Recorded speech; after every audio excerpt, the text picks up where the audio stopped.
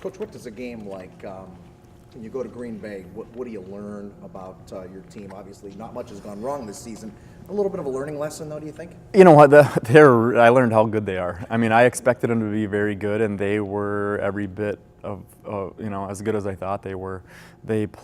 Although I think they played really well, and we didn't necessarily play as well as we could have, obviously. But a lot of that had to do with their defense. I mean, they came out really intense and pressuring and not letting us do what we wanted to do. And especially having two freshmen guards and a sophomore, they learned a lot. They learned, we have to come at a very high level in order to compete with, arguably the best team in our league.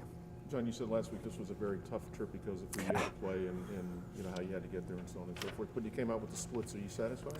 You know what? Going into the weekend, I was saying, a split would be pretty good. But after you get the first one, you always want to get that second one pretty bad. So UIC and Green Bay were picked ahead of us in the league, so we knew it was going to be a challenge. And after the fact, I'm certainly glad that we at least got one of the two.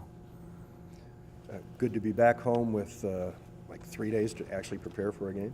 You know what? That made it tough because we had a drop-down, drag-out fight at UIC to get that game, and it was definitely kind of a drain on us. So to have a few days to prepare and being at home, we've had great crowds here that obviously helps us. So I think we're 3 of the next 4 or something like that at home.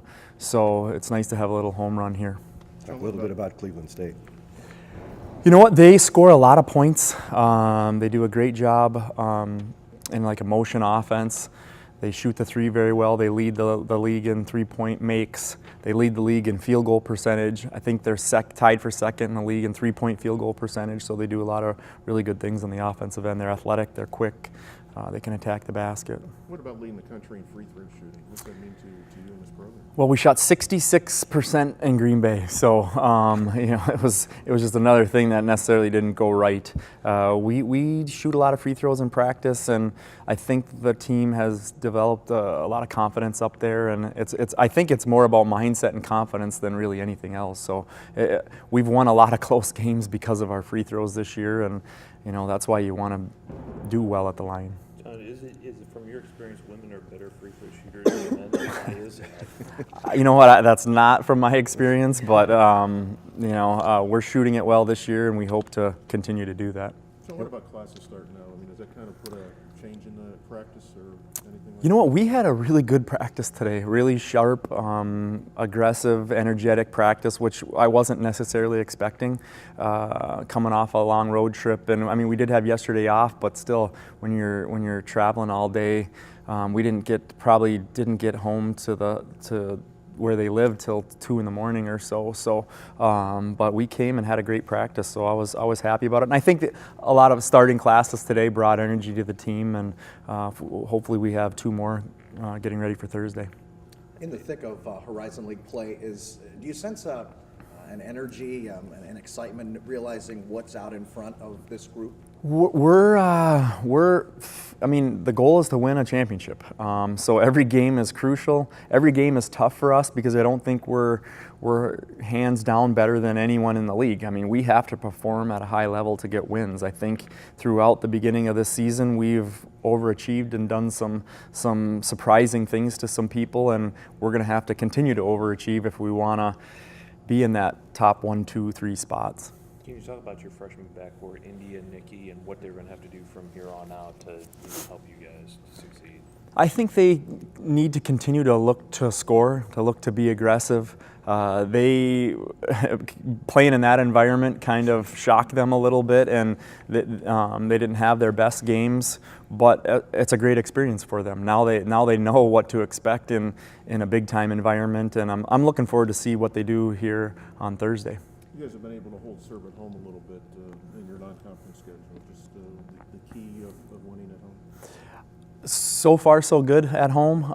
You really want to take care of business on your home floor, and then that allows you to have a split on the road here and there, and still have a chance at winning the conference. So,